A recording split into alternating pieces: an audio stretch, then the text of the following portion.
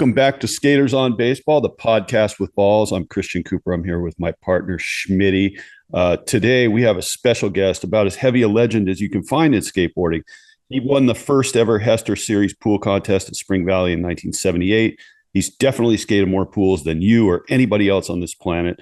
Badlander to the bone, OG Upland Pipeline and Mount Baldy pipe ruler, skateboarder, musician, artist, and as I found out last Wednesday in Anaheim, a hardcore Angels fan. He's got a high baseball IQ.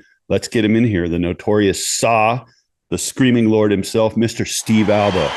What's going on, Steve? How are you? Yes, Alba. I'm doing great. So, dude, let's talk a little bit about skateboarding first, and we'll jump into the baseball a little bit. Just give us a brief rundown on how it all started. I think there's a lot of people that are under the misconception that you're like the original first-gen Badlander, but there were actually a lot of dudes before you that you guys all kind of learned from coming up, and just sure. Just want to talk a little bit about that. Yeah, definitely, because I've never claimed on first generation anything, to be honest with you. I've never claimed that because I was a little younger than those guys, and all those dudes kind of showed us what to do and took us under their wings, and how and why they took us under their wings in the first place is still beyond me. You know what I mean? But they must have seen something back then. I mean, we've all seen it when we get older. We see kids who are younger, like, oh, that guy's going to be rap someday. And like, this kid's got some promise, all that kind of whole trip. So, I mean, they told me that a lot when I was a kid, you know what I mean? Back when I was 12, 13, before Pipeline was even built, you know what I mean? So that's kind of, I met like really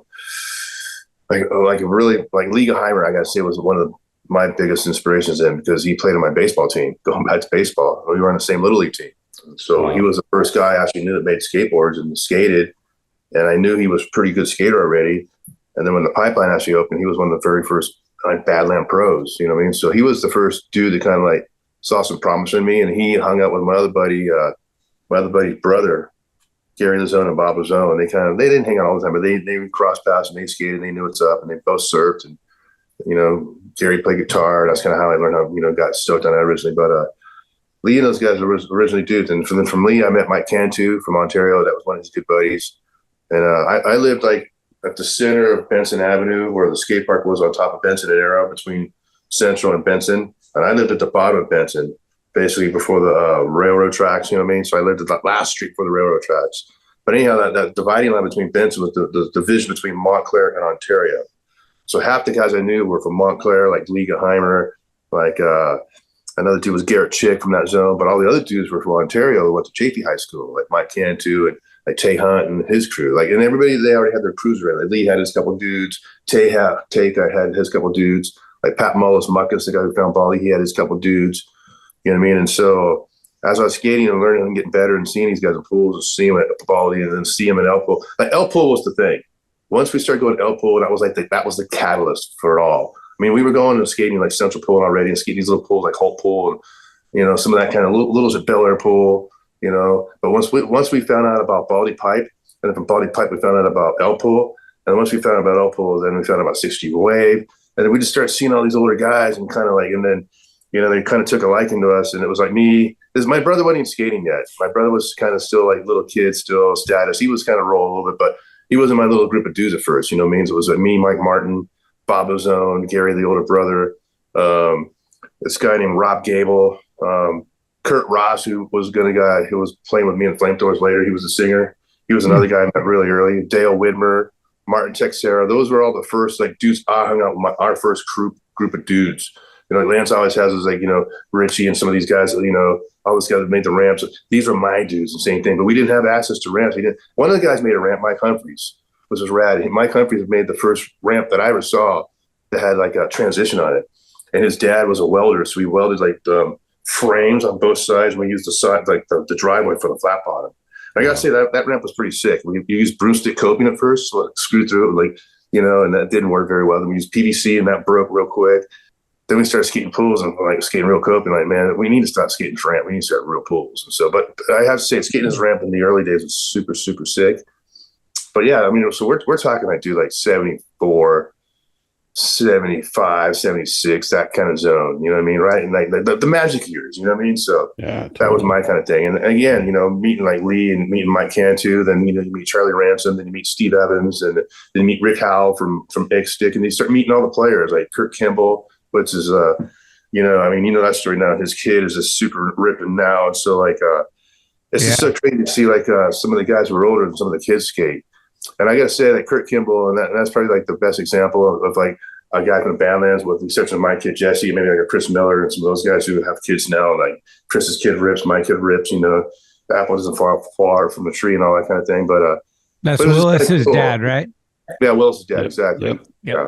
They all skated with us. So I have super sick photos of all of us skating in Baldy, with Willis when he's little and Jesse when he's little and a couple other guys. So those are kind of the cool days, I mean? It's killer like that. That's rad. So out in the Badlands, I mean, did you guys, when you're a kid coming up, you got all these older guys around, it's the influence, sure, but was there a lot of hazing and a lot of sort of like, of course. Here's the pecking order kid, like we're going to keep you in your place?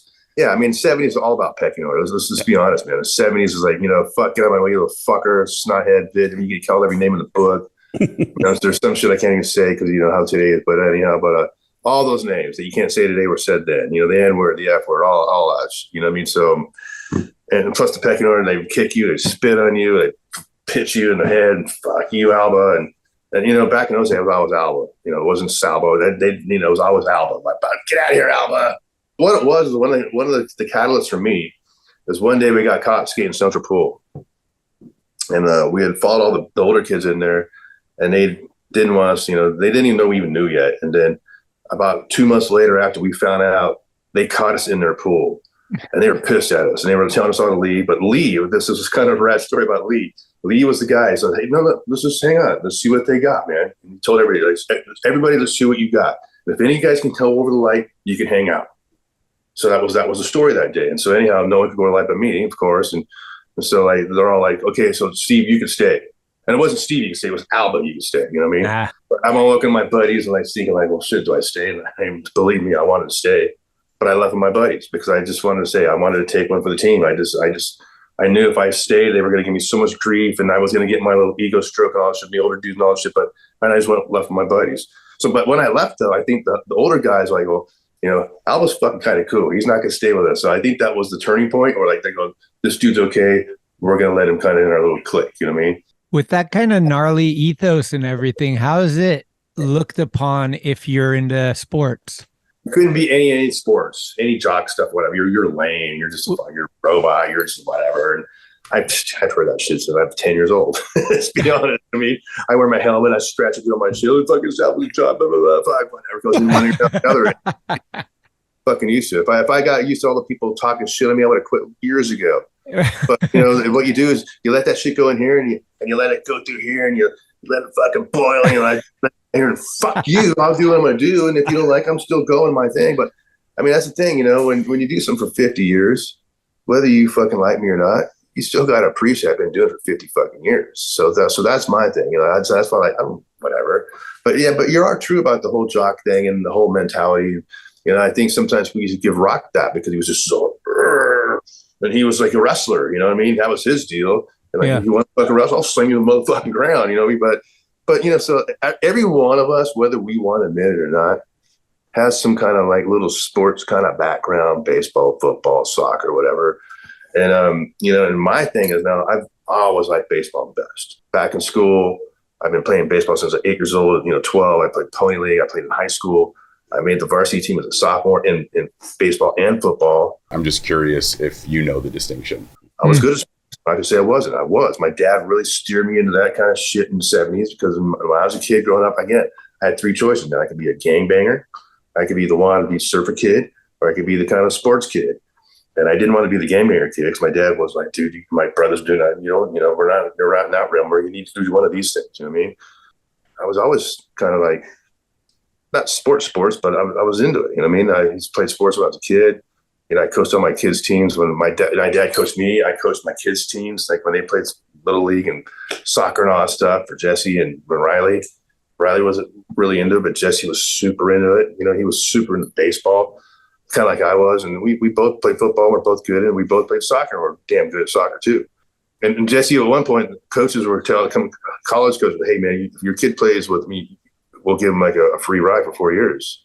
Wow. But Jesse just I want to skate, Dad. And I didn't. What do you tell him? I'm not going to tell him you got to go to college. I mean, you got to go for your dream, dude. You know what I mean? So Right. So in that respect, I was, and that's kind of like, again, it's that sports conditioning that's always been kind of my mantra, even since I was a kid. And that's why I did so good at Spring Valley, because I was the only guy who could stay on my board for 2 minutes. But that came from, right? Yeah. I was running 5 miles a day in sports back in those days. So that's one thing I've always kind of kept.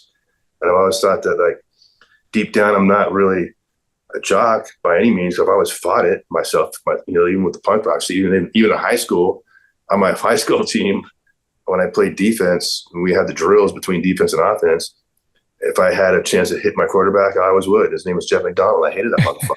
I couldn't stand him. I had cracked that motherfucker every time. And the coach was like, Alba, you cannot hit your quarterback. And he was like anti-punk. He was giving me shit, and him and his buddy would spit on me and my friends. I egged his car and shit because like, fuck you, motherfuckers.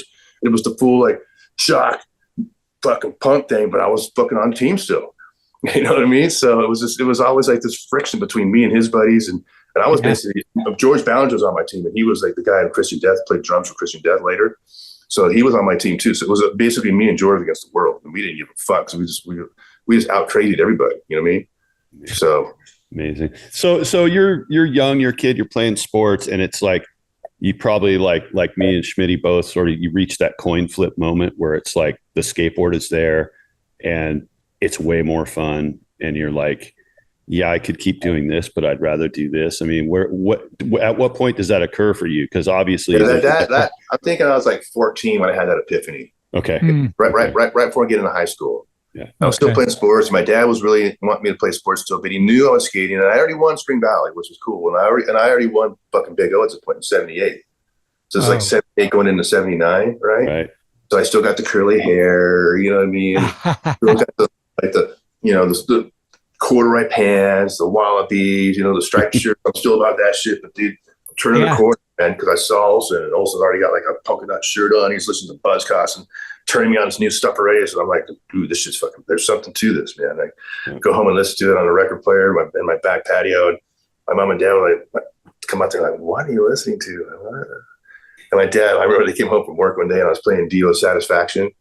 And they're like, that's not Satisfaction. That's not how it goes. I was like, what the fuck? And then they're all like, like Devo, and you know what I mean? Yeah. So what it was at baseball is I had the epiphany. I was a center fielder, and I had a great arm, and I can throw from center field all the way to the plate and fucking get the dudes out. But my coach wanted me to hit the fucking the cutoff guy, and so we would always have arguments because if we were losing the game, I always tried to get the motherfucker out.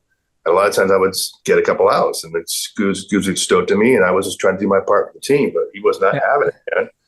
And then this is kind of funny. I'm going to tell you this right here. So one day, we're like, when you're 18 or 17 in high school, and you're just learning about your sex and all that kind of bullshit. We found there was an adult bookstore up the street, and so we would go up there and we would kind of drink a quart of beer. And I don't know if you guys remember amyl nitrate, but that was like those little things you snip and get like a little high from amyl nitrate. So we go in there, buy the amyl nitrate from those fucking dudes, and then go in the little booth, or like put a quarter in there, and just like laugh at the fucking sex shit. And it was almost like a little rite of passage. We take a little crew in there, we fit like 5 dudes in the booth, laugh, and just fucking leave. So anyway, we're in there one night doing that shit, drinking our beer, doing the amyl nitrate, and then the guy sits on the floor, and have like a little trash can, a little Kleenex box, and he's sissing some Jack, and we're like making fun of him. You got fucking Jack on you, and that's where we're all he's super bummed, so he's I'm fucking out of here. So we're walking out the door, and in comes my fucking baseball coach, and I knock into him because I'm not looking up, and I'm, oh, what's up, Mr. McFadden? And he's like, you guys can't say anything. I'm here, like what fucking? I was like, oh, dude, you're fucking done. So at that point, he was giving me shit because I'm a punk rocker. He's stoked, and now I have this little dirty little secret, right? You know what I mean? So like the first pass he come back, he kind of changed his side. Hey man, you can't see it. We didn't say anything, but we all fucking knew already. And at that point I was like, fuck this. Now my coach is asking me not to see anything because I saw him here. My team's fucking kind of like, we weren't doing that good. And you can't play center. I'm like, fuck it, man. I already won. I'm just going to skate. I'm over your fucking bullshit. I'm over all the team bullshit. I'm over fucking Jeff McDonald bullshit. I'm over all your fucking nonsense. Fuck you guys. Fuck sports. Fuck off. That was my whole thing. And I just wrote it all out. Good choice. I just dove into punk rock so hard. I put all my time and effort into that and skating even more. And all the sports shit just like went out the door. And it's funny because like I met Julie back when I was 18 and she was 17, and we would go to the beach in Huntington and whatever. And I'm so punk rock. She would go in her bikini, and I saw, girl, like socks, surfed out girl, like all right, the curly hair and a whole trip, you know what I mean? And I'd go under my black Levi, my black leather jacket, fucking engineer boots, my glasses, fucking my hair all spiked up, just sweating buckets on the beach, man. Everybody's like coming by, what the fuck is wrong with this guy? You're dressed in black, you black leather jacket, black Levi's, and leather boots on the fucking beach. You're a fucking idiot. People, because I was just so into punk rock, you know what I mean? I was just like, it's the whole aesthetic, like punk, skate, fuck everything else. We go see shows. Like all the effort I put into sports, I put into punk rock. We would go see shows every night. Oh, mom and dad, where are you going? I had a car. So I got a car with my prize money back when I was 15. I couldn't wait to have my own, because I knew if I had a car, I was like in the Western days. I had my own horse where like, I have my freedom now, dude. You know what I mean? But I have a car. I could do the fuck I want. I'm out. And so I'd go, hey, mom, I'm going to Lakewood. We go skate the half pipe. And we would go skate the half pipe, but we didn't tell her we would go meet Olsen and the guys and go to the whiskey after the show. And we'd get back like at 11 o'clock at night. Well, you didn't tell me you'd be back at 11. Oh, I know. We were skating. Lights didn't get done till 10. So half the time we didn't tell them we were at. We just fucking go. You know what I mean? Well, I'm guessing growing up in SoCal, you kind of were automatically a Dodger fan as a little kid, but I know you're an Angels fan. How, when, why did that all change? Or did you never like the Dodgers? Well, my dad was a big Dodger guy, right? Okay. And he worked for Hooker Headers. And Hooker Headers back in the day made all the headers and all the stuff for the dragsters and funny cars and pro stock and all. So he had connections in that world. So from that racing world, my dad knew like Don Garlis, Don Perdome, Nicky Tom, all these dudes. By first name basis. These dudes would come to my house. We have pictures with these guys doing parties and shit. Just looking back as a kid, like, whoa, like fucking Mickey Thompson in my house, or at a party we're at, like, wow. And I never understood it until later when my dad explained it all. But anyway, he had these connections with those dudes, and we would go see Dodger games. So when I was a kid, I did go see a couple of Dodger games with him, and this is when the Cincinnati Reds were ripping, and I was a big time like Johnny Bench dude. I was like a Reds more than a fucking Dodger guy when I was a kid. You know what I mean? And anyhow, somehow my dad got to sit in the dugout back in those days with the dudes. I don't know how the fuck he did it, but he did. I used to trip on that, but I actually got to do that one time with him, one time only. And I was like, whoa, this is heavy. That was kind of rad. But anyhow, the turning point for me is, again, I was just so anti-sports forever since I was like 17. This fuck's over it. Yeah, it wasn't until I kind of watched football a little bit, and starting in the 90s, 96, I started watching football in 83. I think it was when Jesse was born in 91. And when Jesse kind of was like 93, 94, he starts kind of taking interest in baseball and football a little bit, just kind of just scoping shit out. And he wants me to buy him a baseball tee. And so I started kind of like looking through a kid's eyes and looking through his eyes, I suppose, with my eyes. And he's getting super stoked on baseball. And okay, I'll watch the game with you. Let's check it out. So we would watch like Cardinal games, Dodger games, Angel games, whatever he's into. He was more into the Cardinals at that point because, he liked Albert Pujols and Edmonds and all those dudes. And then I was telling Christian when we went to the game the other night that I took Jesse to a game at Dodger Stadium, and his school was the Carnelian Cardinals. So that was his school name. And when he played baseball, he just happened to be, before he was 12, when he was 10, 11, he happened to be on the Cardinals prior to getting in that, in that little top thing in baseball and Little League. So he's on a Cardinal baseball team. He's on a Cardinal school. And to me, I'm always looking thrift shops and like old clothes and estate sales. So I'm looking for gear. So I'm always looking for vintage sports, like especially like the Cardinal. And I found this really cool Cardinal jacket with the rib kind of stuff on it, super old school, like from the 70s, right? Full vintage one. But it's brand. I found it's brand spanking new. It's got like the price tag still on it. It's like, oh, this is killer. Bring it home. This is so cool, Dad. So he wears it all the time. To school, he wears it to his baseball games, and so he's wearing his whole gear to like the Dodger game. He's got his hat. He's got a school shirt on. And actually he's got his team shirt on. Cardinal. He's got his Cardinal jacket. We're sitting there in center field, and these Mexican game makers are giving him shit. And Jesse orders the peanuts. So the first thing I do is I start throwing peanuts at him. I'm just like, I get up and I go, look, dude, man, I know you're not really stoked on the Cardinals, and I know whatever, but my kid's 10. He learned the peanuts, so I'd appreciate you stop fucking throwing peanuts at him.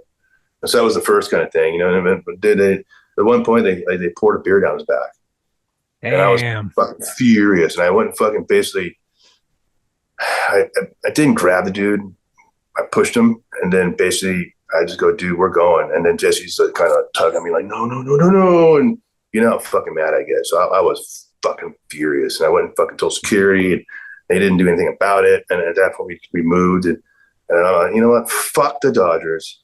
Fuck the fans. Fuck all you motherfuckers. I hate the Dodgers to this fucking day because of that shit.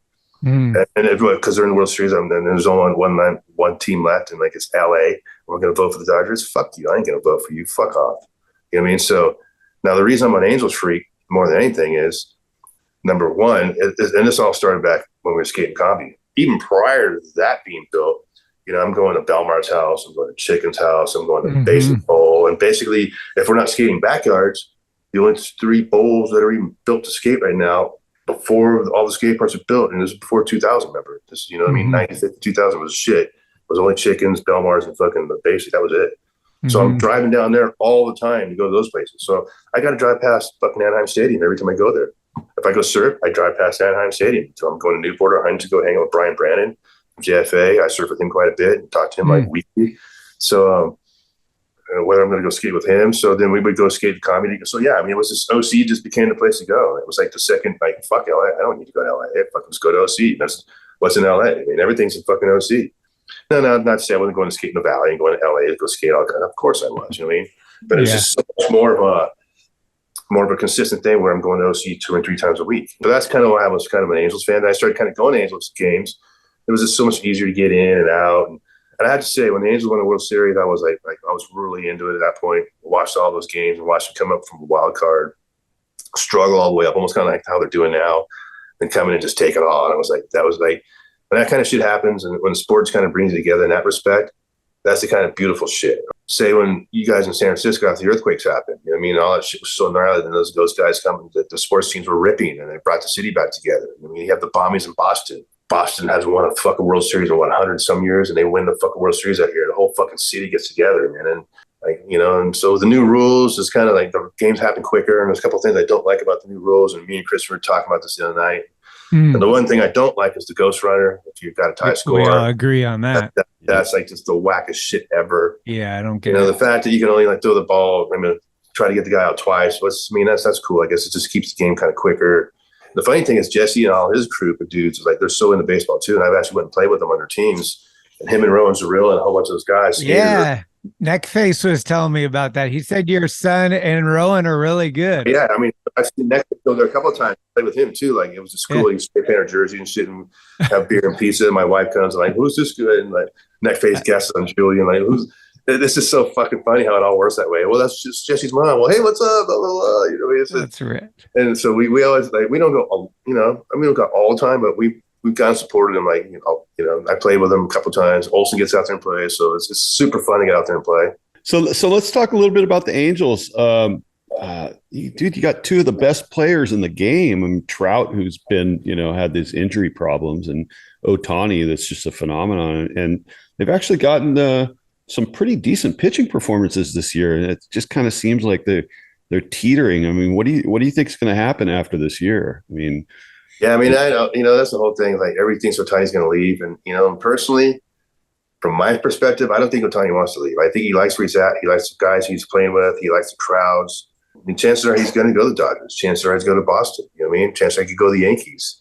He wants to win, apparently, is like his main thing. Yeah, I mean, and I get all that too. The hardest thing for the Angels in my book, and the biggest drawback, is their fucking owner, Artie Moreno. Yeah. That guy makes bad decisions.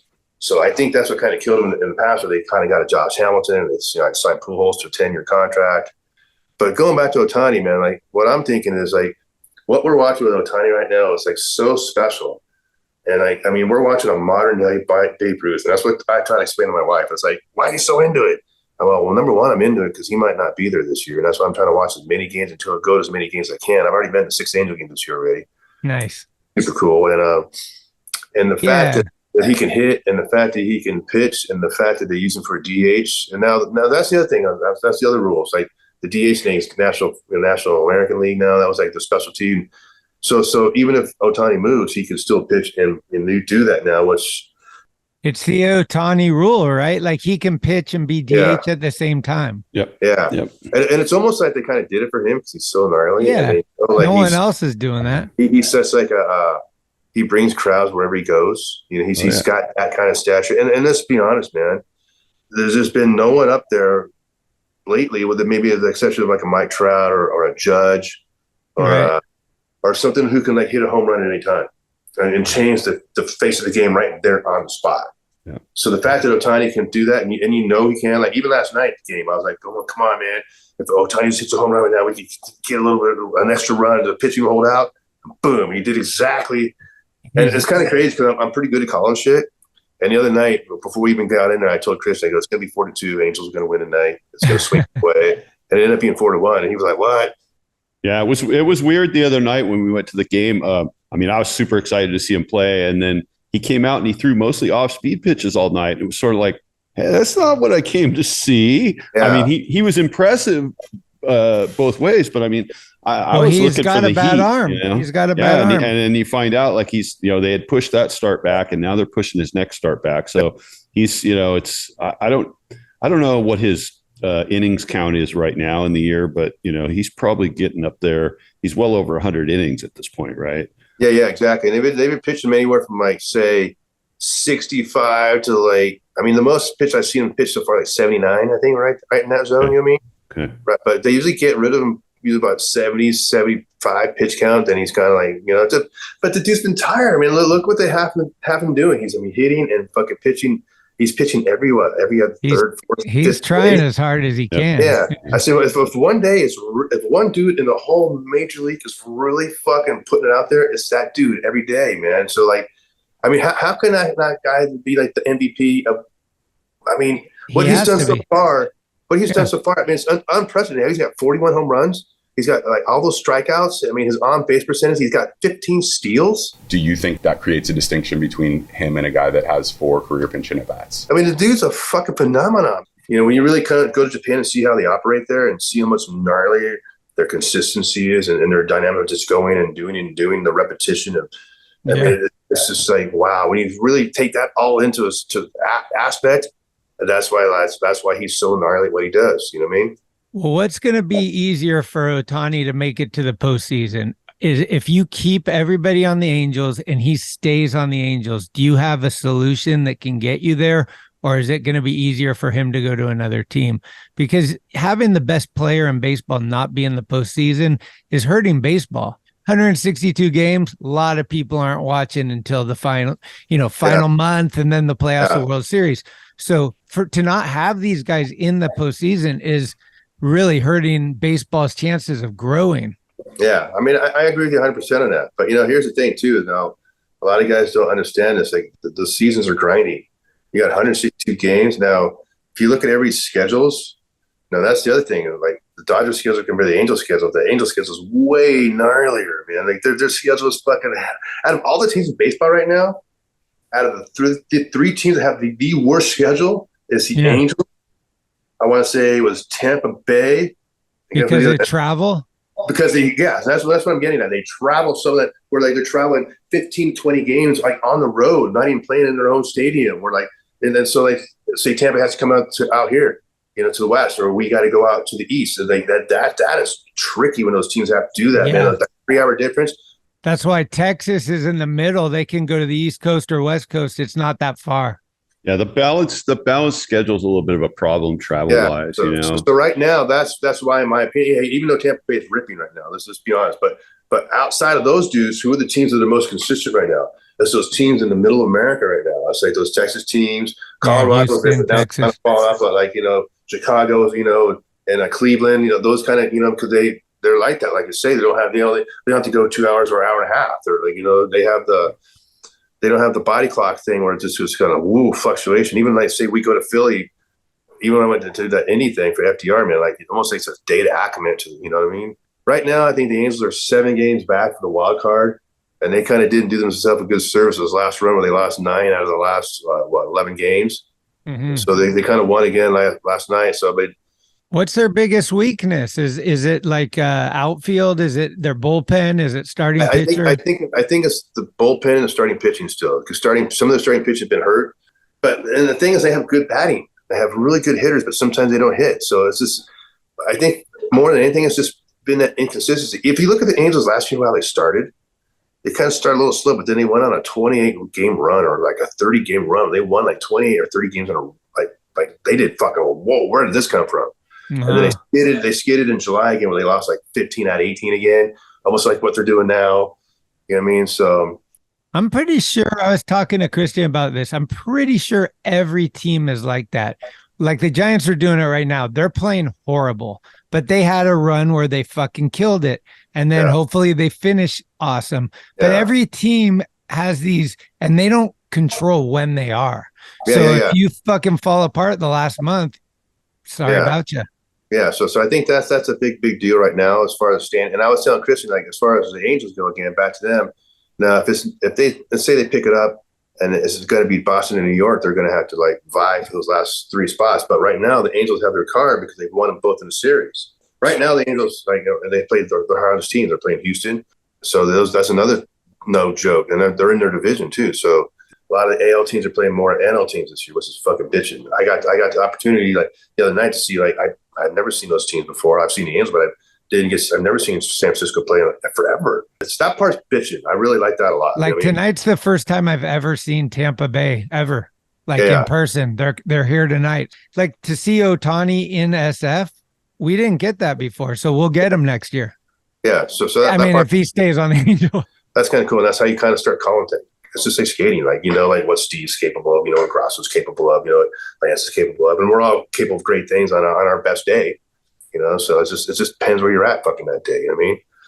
So, but Ohtani, man, again, he's got to have like a best day every day. I just think all the pressure on that motherfucker right now. And if he does leave the Angels, think about all the pressure that's going to be on him. I mean, it's going to be even gnarlier. I mean, if he goes to Dodgers for that kind of money, ooh. Yeah, he's a transformational player. I mean, wherever he goes, he will seriously upgrade that team. As long as he doesn't get hurt, and he can get hurt at any time. For that kind of money, that's the one thing that I could understand being like, ooh, I don't know, because I think talent-wise, he'll be fine. Yeah, but you at blow least your 5 out. years, you know. You blow your all out, you're dust. You know, you say you break your ankle, fucking slide in the base, you're fucking. You know, he slides because he's stealing so much. But here's the thing: when he steals, he never goes head first. You notice that he always goes feet first. Yeah, Trout was going fucking head first for a long time because that was his deal. Trout barely goes head first anymore either because he fucked up his hand. You know what I mean? So once you kind of get fucked up, and those are things like I notice because of skating. I always notice these weird little things. Yeah. Like when I like watch people, like even when me and Julie are walking, I'm like, look at their feet, look at the way they walk. That's kind of detail I'm always looking at. You know, whether you're walking pronated or whatever, and all that's just body mechanics. So a lot of shit's body mechanics. So that's why like some of these fucking players, like, which is cool because when you see them on TV, it's just like skating. Like it's cool and it's rap. But when you see shit in fucking person, it's a total different trip. You know what I mean? So you see these guys, like, you see, like, Otani's big, he's like 6'4", like, and he doesn't look that big on TV. When you see him in person, like, whoa, he's big. Knowing how much I put into myself to skate, I know how much those guys put into their pro sports to keep themselves good. Right. So there's that part of it too. That's why I appreciate even more knowing that goes into it. That's a lot of things that people don't really think about. You know, I mean, people don't think about, think about Cardiel, like he's such a rad dude back in all his shit, but all the shit he's been through, man. All his rehab and just getting better and stronger. And he is so fucking just determined and rides his bike and skates now just to see it. I was like, dude, that dude's fucking determination and his dedication is unfucking paralleled by anybody. Definitely. Kind of shit that gives you inspiration. But what I'm kind of getting at is that inspiration, the sports kind of dude, they're working that hard too. That's all I'm trying to get at. When people work that fucking hard, you got to appreciate it. I mean, come on, dudes, give it up. Absolutely. Yeah, I've seen like Haniger on our team. He got hit and broke his hand, and they said, oh, he's going to be out till this long. Now they're already saying he might come back early. And you're like, that's because he worked his fucking ass off because he wants to be on the team. He wants to play. He wants to contribute. Yeah. So that's the inspo. And then if somebody like that shows up, the team's like, fuck, I better fucking start kicking ass. This dude's back. Are you kidding me? Yeah. So it goes a long way. It does go a long way. You know what I mean? Even any of that kind of shit, like when you're physically capable to do something, you can't do it, then you take it for granted. You know what I mean? And then you work so hard to get it back, and like that's when the real work happens. You know what I mean? So, well, I got one baseball question for you. That's a skateboard crossover. So, what came first, Screaming Lord or the Screaming Hand? Screaming Lord. Screaming Lord, and then the Screaming Hand came after that. How did you become Screaming Lord Salba? It was just a joke. Because Screaming Jay Hawkins, and then there was Screaming Lord Such, And what happened was I was at a thrift shop again, looking for records. And I found this record one day, and it was called Union Jack Car by Screaming Lord Such. And I flipped the record over, and I'm looking at the fucking credits, and I'm like, what? Why is Jimmy Page on here? Why is Mitch Mitchell from fucking Hendrix on here? Why is Bill Jones on here? Why is Jeff Beck on? What the fuck is going on with this? And it was called Screaming Lord Such and His Heavy Friends. Yep. That's kind of cool. So it was a joke. I just kind of took a little thing from that, and then what happened was we made like an all-star band at one point. Where it was like going to be like I used to jam with Spidey a lot. When Grosso used to live with me back in my old house, we used to have a jam room, and that's when Grosso was playing with the Insulters. You know what I mean? So he had his own little thing, and Spidey would play with those guys and Pete Corona, and then we would kind of jam at my house. I had my own little band with the Flamethrowers, but then sometimes Grosso and Spidey come over, we'd just fuck around. And I forget exactly what show we were going to play, but we were going to play a show for some stupid shit, and they needed a band, and we just kind of put a jam band together. What are we going to call it? We're going to call it Screaming Lord Salba's Heavy Friends. You know what I mean? So that was the kind of how it happens originally. Okay. Play this one-off, two-off show we were going to do. Yeah. Then it kind of stuck, and then after that, I had a kind of falling out with the Flamethrowers, where they kind of booted me out of the band and kind of got Stars in the Rise. And we're going to be like Guns N' Roses and fucking because we were playing with a lot of those bands at that time. Good luck with that. And like we were opening for like those guys, and like Izzy from Guns N' Roses skated a little bit, so that I that's kind of like I hit it off with Izzy from Guns. That's the only dude from Guns N' Roses. I thought the other guys were assholes. I was drinking a lot and doing lots of shrooms and partying a lot back in those days. You're fucking out of control, and so we kind of like I was like saying I quit. You kicked you out, whatever the fuck. And at that point, I was skating, but I wasn't skating pools, and that's when I started skating a lot more, and that's when I kind of got back in Santa Cruz. So we did the first Thrasher, the skate rock shit when Mo and Brian Ware were doing that, and they wanted to use one of my songs. And then I also say the Santa Cruz for the Streets of Fire, the Wheels of Fire video. What I did is we used Flamethrower songs, but I just call it a Scream Lord Salba's Heavy Friends. I just fuck you guys, you're gonna fucking do this, I'm fucking whatever. So some of the Flamethrowers shit was actually credited as Scream Lord Salba, but then after all that, then we actually made a real band called Screaming Lord Salba's Heavy Friends, and ran with that for 3 or 4 years with Mark Cole, who was in Powerflex with me. Then he's moved to Florida now. And then Eddie Neville he was a drummer, but he was from the old Flamethrowers. And then Tracy Robar, who's in my band now, Powerflex. Okay. And me and Tracy have been in the bands together since fucking the 80s. We've probably been in 3 or 4 bands together. But he was in Screaming Lord Salba originally too. So right. But that's kind of how it started. Well, what kind of fan is Screaming Lord Salba when he goes out to the ballpark? Are you a loud fan? Are you fucking like screaming and shit, or like you? It depends. When I went with these guys the other day, I was dude, Christian and fucking other guy were going fucking Steve. They were going off. And like, it all depends. Like if I'm kind of drinking, but anyhow, like my buddy drove. Like the 4th game we went, and I got pretty lit. You're the man. How can I be the man? You gotta love him. And then we were already drinking in the parking lot, and that night I was like, we went and saw Boston. So I was like, fuck, these guys from behind me were fucking just every time Boston they said, giving them shit. Angels were losing. The Angels were winning like 5-0 that game. Then they caught back up, and then it went to like 7-5. And then the Angels came back, I think won. I want to say they won. They won by 2 runs that day. But hey, they ended up winning the game. Yeah. And it was back and forth. And I'm, fuck, sit down, fucking Boston. Boston fucking sucks. Fucking told you, trying to get hit home run, motherfucker, like that kind of shit. And after a while, they were getting bunned. They laughed after a while because we were getting, me and my buddy were just, The opposing team's left fielder gets it the worst. Like people are just on him in the bleachers all game. It's so good. I was sitting in right field that day because we were sitting where Otani's hopefully get a home. Okay. And my buddy Craig Carter, he's one of my old skate buddies from Pipeline, and he works at Angel Stadium and he does concessions there. So he's been a little hookup lately. So like I could call him up and, hey man, can you get us in today? And he's been kind of getting his tickets, So I just pay him on the side or give him skate shit. And I was telling Christian that night that I know Joe Kelly a little bit. And when Joe Kelly went for Boston, my friend that I used to go to high school with, Danielle Pierce, her daughter is actually married to Joe. And Joe lives in Rancho, real close to me, Rancho, where I live in Rancho Cucamonga. So we go to this place to go eat breakfast in Upland, Molly's Cafe or the Super. And he goes, that's his spot too. So we always see him over there, and I don't like to bug him too much or whatever. I mean, I don't know him. At one point, Daniel's like, hey, Joe knows who you are. And she gets a little bit. Can you make one of your stencil boards? I go, fuck yeah. You know what I mean? And she's like, how much do you want for it? Then I'm thinking like, well, fuck, this guy's a millionaire. I'm going to charge him fucking $300. And then I'm thinking like, that's kind of fucking lame. Fuck that. You know, I go, just here. I'm just going to give it to you, man. It's all good. You're fucking Joe Kelly. Yeah. I go, just give me a fucking ball with your fucking finish on. So I wanted a ball from when they were playing like the game, but I don't think that's what it is. But I have a Boston ball in my garage, Joe Kelly signed that for the skateboard. So that's kind of cool little connection. You know what I mean? And Jesse kind of like Jesse's always hitting him up on Instagram and showing him like this cool skate shit. And then so Joe commented a couple of times. So Joe was like, Jesse, like, check it out, Dad, blah, blah, blah. So that was cool. You know what I mean? Jesse always comments on some of the Dodger shit because he's a full Dodger dude. And I guess they skate, and he was up at the Seattle for the All-Star game, and he got in. I guess one of the Dodger dudes got Jesse into the All-Star game.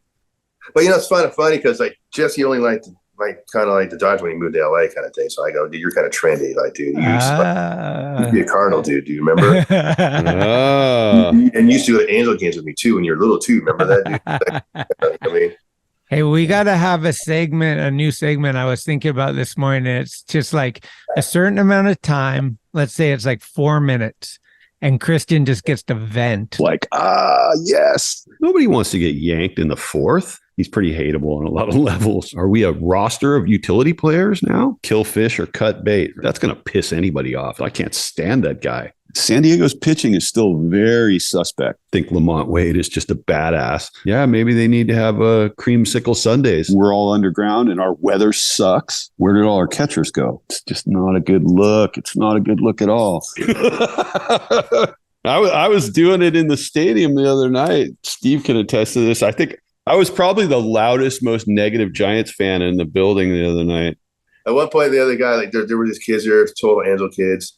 And one of the other dudes like, go Dodgers! And the kids are just like looking like down the road, like, what do you fucking say? This is Angel Stadium. And they were just fucking with them, you know, they were fucking drinking and shit. But that's the thing, is like you get that classic interaction with everybody and the games, and that part's kind of cool too. You know what I mean? So I mean, you gotta roll with it. You know, you don't want to get too nar. So hey, as long as we're having fun and being positive, it's always good. You know what I mean? Dude, the banter is everything. You know, win or lose, it's like getting a laugh and the sort of the push and pull. It's so much fun. It's like you don't do it to be offensive or hostile. It's just you know, I was harder on my own team than I was on anybody else. Of course. But hey, we all know, and we're all good with that. But hey, it's when fucking people start kind of drinking too much and get out of it. That's when it always starts. You know, this is. When you're smoking weed, nothing. It's so fun, man. It's fucking be cool, dude. You know what I mean? When you're fucking drinking beers, like fuck you, I buy. You know what I mean? And I'm half Mexican myself, so I know. I mean, it's a fucking Mexican. You're crazy when they're fucking drinking. All right, you know what I mean? Caribbeans, fucking Dominicans. I mean, everybody gets fucking crazy when they're drinking. Let's be honest. People get wild, man. But certain people just sets them off a little bit more. You know? So. Absolutely, yeah. Well, listen, I talked to Stropel. He's down to go out to the yard again before the season's over. You should definitely come with us, man. Love to go take in another game with you. I'm down, yeah. I was so surprised when you guys called me that. I'm like, dude, I'm fucking going to heartbeat. Stropel, fucking bam, let's go. Yep. You guys too. I mean, I thought originally it was going to be you and Stropel. That's all. I didn't know everybody else was going to go too. So did Nash go too? Yeah, he did. It was just so cool to just hang out with everybody that night. It was amazing. That's sick, dude. It was like a little because I've known most of these dudes forever too, and they all used to skate pipe on me in the old days. So it was almost like a little Phil's pipeline reunions combi kind of, that's rusty sick. Kind of shit. So that was like, we're all so happy to see each other. It was cool. Yeah, I bought some liquor. Come on, give me some liquors, dude. And you know, I was kind of hogging my fucking cracker deck. So if Ohtani ends up not on the Angels next year, your heart's broken, but where would you want him to go the most? Which team would you like to see him on if he's not on the Angels? I don't want to see him leave at all, to be honest with you. So I don't even want to go there. It's almost like Rogers leaving Green Bay this year. You know what I mean? He knew it was going to happen. I mean, he had to go somewhere. It's like, fuck, dude, what the fuck? So, but I mean, if he has to go anywhere, gosh, so what, he has got to go to San Francisco? No. Game up. He's got to go to Dodgers? Fuck the Dodgers. No. He's got to go to Boston? No. We're hopeful out here, man. Come on now. I don't want Ohtani to leave. I want Ohtani to stay. I personally, no, I don't want him going there either. You know what I mean? But, you know, if he had to go anywhere, I could live in Seattle more than any of those teams. Because you know what? One reason fucking only. And my other Japanese favorite player was on fucking Seattle. That's Ichiro. Motherfucker's a badass motherfucker. Yeah. I'll stick up that dude any day long, and I used to watch that dude all the time. He was my favorite dude back in those days, man. So yeah, hey, if Seattle got him, fuck yeah, go for it. Still on the move. Plus, Seattle's got they got some more Japanese players and more of that Japanese vibe than any city, with the exception of San Francisco. You know what I mean? Yeah. But I mean, Otani in San Francisco, man, a black uniform. Hey, he's gonna look great in the City Connects. Wow. Yeah, the all white. Yeah, sure. So yeah, I don't know. Personally, I think Artie Marinos should step up. And now here's Plasky. You guys know Plasky is the LA Times writer guy. Yep. Yeah. Plasky's saying that they need to get rid of Trout, just release him from his contract, and Trout would go to the Yankees or whatever.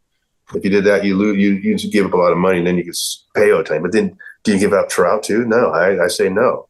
If the Angels weren't hurt right now with all their rad dudes, if Rendon was back right now, and Trout was back right now, and Hoppy was back right now, and Neto was back right now, and God, who's the other guy? Fletcher's out right now. He's another dude who's gnarly, and they're out 2 pitchers right now. So if all those dudes are back, now that's 7 dudes of the team right there alone. Yeah, those 7 players are playing with the dudes who are playing now with all the utility players. They would be fucking on fire.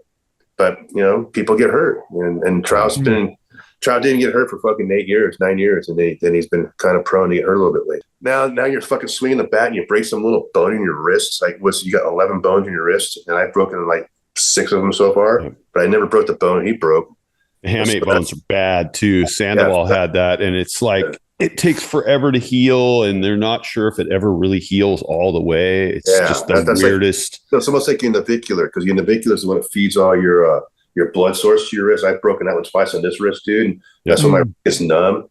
But that's not the bad one, man. That's the bad one. But the one he broke is even worse than that one. So that's the hamate's bad. And it's just like a little dinky one too, so small. You know what I mean?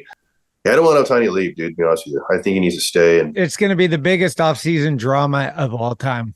But I have a feeling if he doesn't win this year, he probably will leave. Shohei. Because he just wants to win so bad. And a lot of times when you're thinking the grass is greener on the other side, let's just say you've been in a fucking 20 fucking year marriage, and you got married when you're 20, and now you're 40, and you didn't get to have fucking your little 20 fucking thing, and all of a sudden you see this new chick, and like, wow, like, that chick's fucking hot as shit, and you go fucking have an affair with this chick, and is the grass green on the other side? Because a lot of times it's not. Yeah, fuck that shit. I'm hearing a lot that he wants to stay on the West Coast so he's closer to Japan. He doesn't want. Yeah, see, that's what I'm hearing too. So I'm thinking if that's the case, and you got Angels, Dodgers, Seattle. But here's the other thing. Now, this is the one thing that no one's even talked about, and no one's even really said this at all. Let's just say, what if he fucking goes to the Padres? Teams aren't really rolling our way right now. No.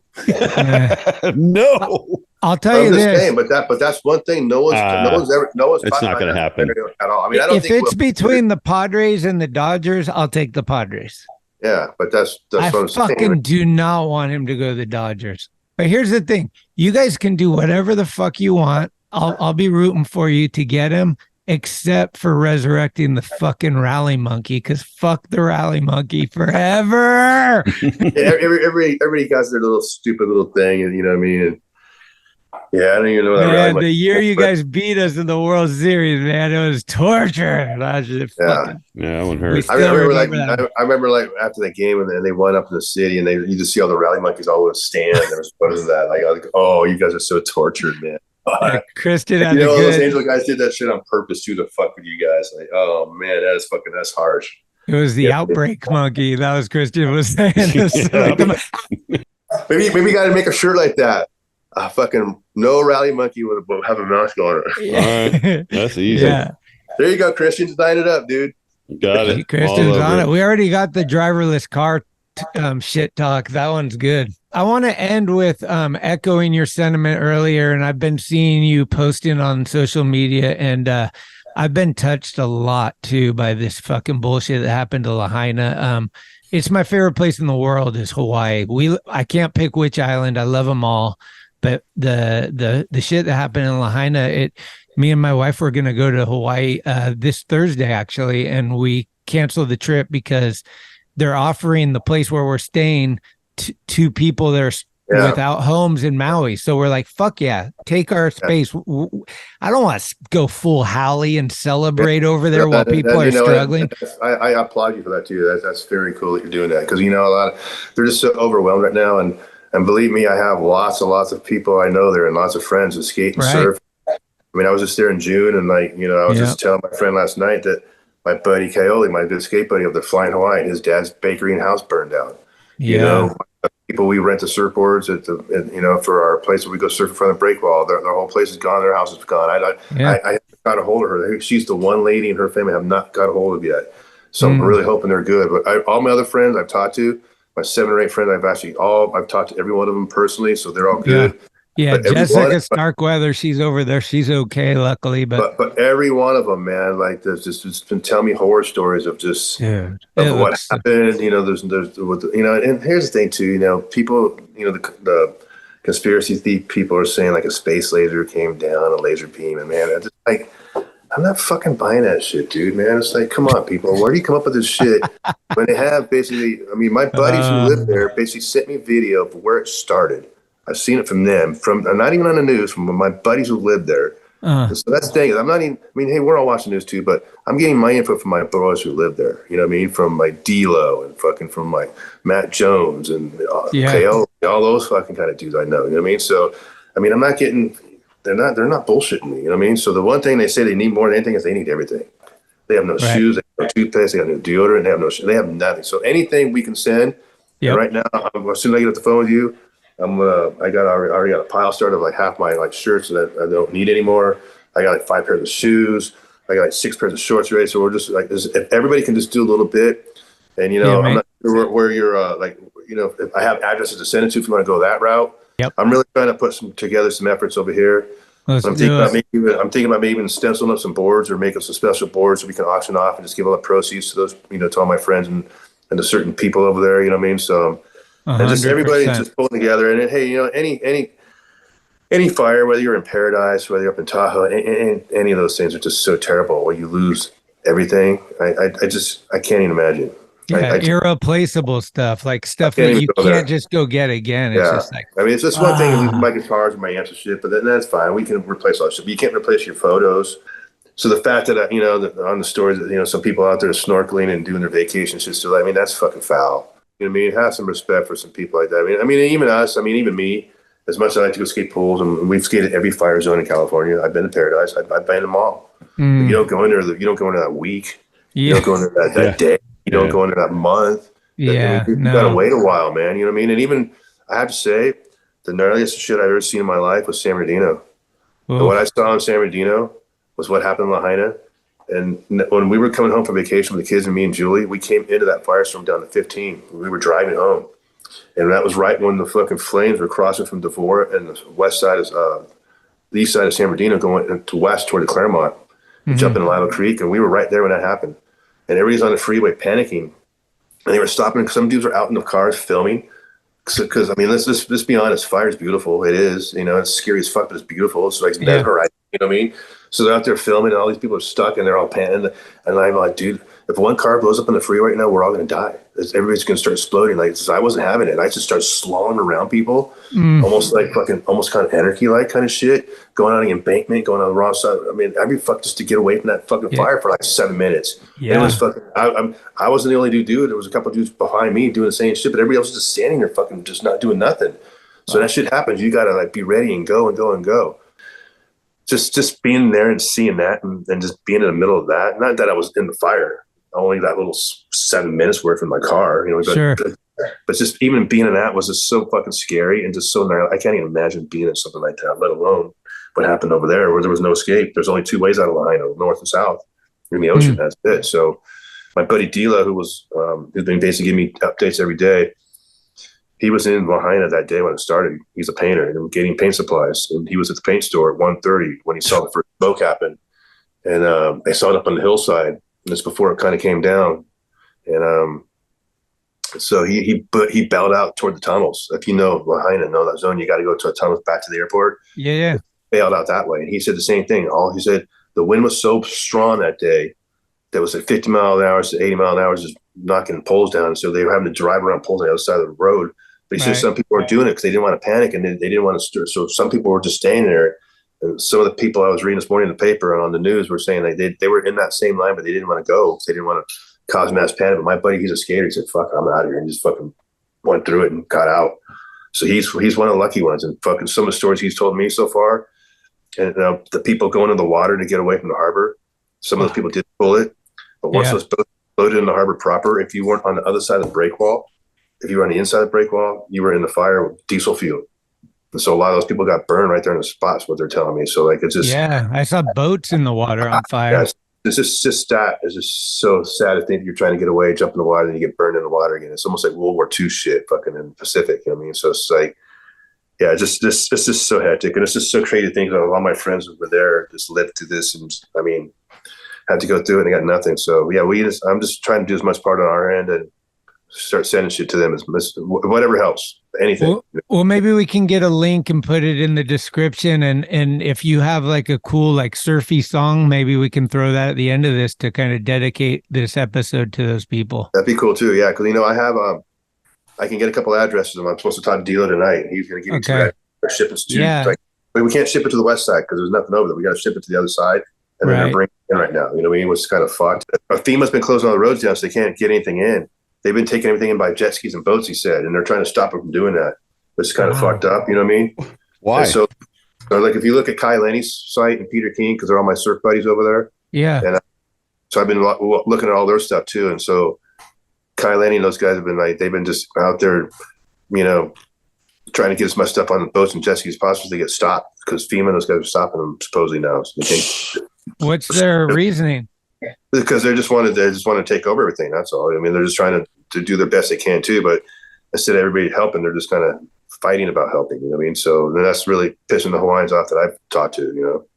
So if you get any info, just forward it to me, and I'll put it out as much as I can on my socials and wherever. You know. Yeah, I'll definitely get some addresses and like Maui Food Bank's the other one that's a good source right now. That's totally legit. Like legit ones, because some of these guys scam shit, and we don't need scams right now. You know? Somehow the banyan tree is still there, right?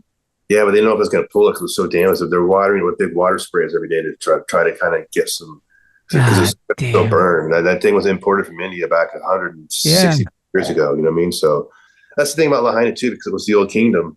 That's why they touched it. That just let it stay as historical as possible. And that's, I mean, they've been wanting to fucking build it for years, let's be honest, you know what I mean? And kind of make it like Waikiki, which I hope that doesn't happen now at this point. But fuck. Yeah, but it's hard to say what's gonna happen, you know what I mean? But yeah, we need Maui strong right now, man. Definitely. Thoughts are going out to all those people. It's just fucking shitty. I can't, it's almost like somebody died. I can't even look at social media because when those pictures come up, I'm like, God damn. Yeah. It's a bummer. It's a super bummer. And my buddies are telling me a whole bunch of shit they haven't even talking on news. I'm not even gonna repeat what they've been telling me right now, but it's just some pretty heavy shit, man. They're saying that the death toll is gonna go up by hundreds, is what they're saying. Oh, really? I mean, my friends are saying it's gonna be up there. It didn't take long for us to pull the plug on our trip. We were like, should we? No, we can't. Yeah. Okay. Well, hey, man, thanks, guys. Appreciate it. Positive vibes and absolutely love baseball. Thanks for talking. Yeah, thank you, Steve. It's awesome. Okay, have a good day. Okay, you too. Take care. Right. Later, man. Later. Thanks for listening to this episode of Skaters on Baseball. If you liked what you heard, please spread the word, give us a good review, or hell, blow us up on your social media if you're down. Follow us at Skates on Base on Instagram for baseball news and other fun stuff. We love comments and listener participation, so bring it with an audio clip or an email. You can email us at skatersonbase@gmail.com. We're everywhere you get your podcasts, and we'll be here all season long. Let's go, San Francisco. Let's go, Giants. I'm excited to give everything that I have for these next 6 seasons and, see where it takes us. Adios! Pelota! See you soon. Thank you. And I am forever a Giant.